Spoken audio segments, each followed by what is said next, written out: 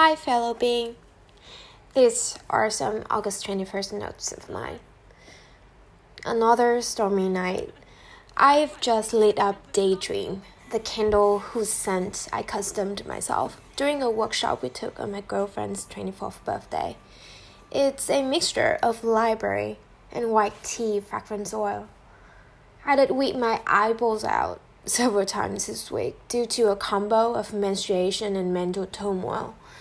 The jitters of things to come always have its sly way of mildly turning my stomach. But today I met some of my favorite people, and it's such a great time that even the future and the endless urge of self-fixing can wait a bit. A month ago, we said farewell to a colleague in our big team, and we'll call him the skater boy. The thing about saying goodbye to a person that you are fond of but having not too many connections with is that it feels a bit helpless. Like when they're here and you don't need to be work spouses or best friends to see that their presence incurs delight. But when they're gone, the ties are not strong enough for you to gather again.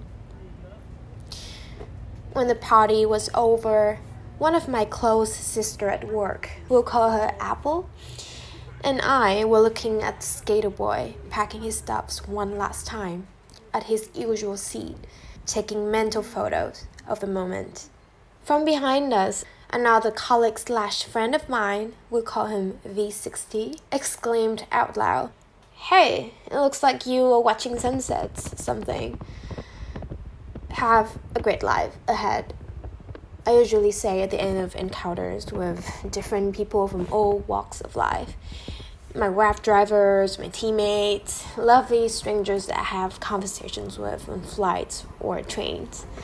Looking at it closely, it's a bittersweetly hopeful way of ours, a wish that we send to people with their upcoming roads, notwithstanding the fact that we ourselves are either in it or not.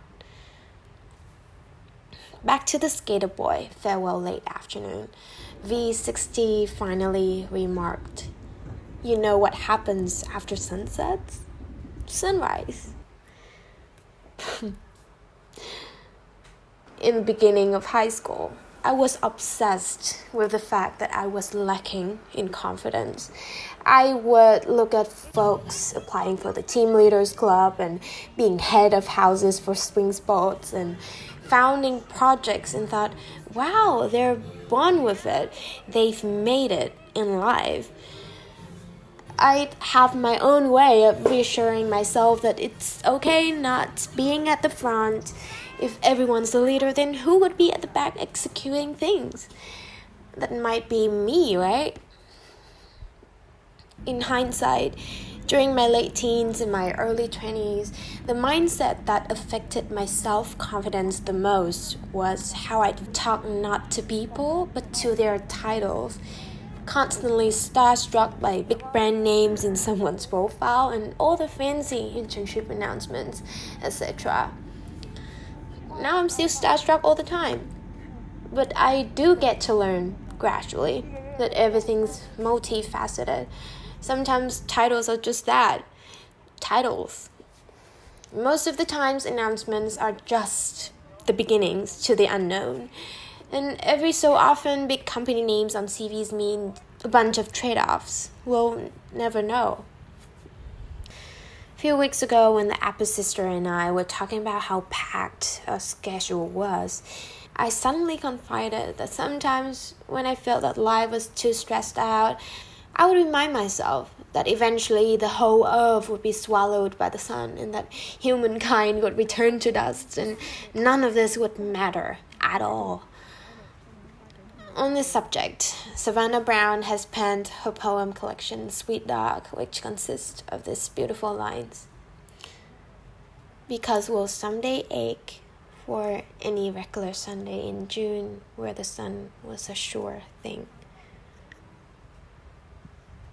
Maybe nothing matters at all. Maybe all these sorrows and bliss, suffers and fulfillment, baffles and experiences mean nothing. That certainly works no well on solving existential crises. Yet Kierkegaard has offered a philosophy called optimistic nihilism, in which, since nothing matters, you are free to assign values to whatever you want.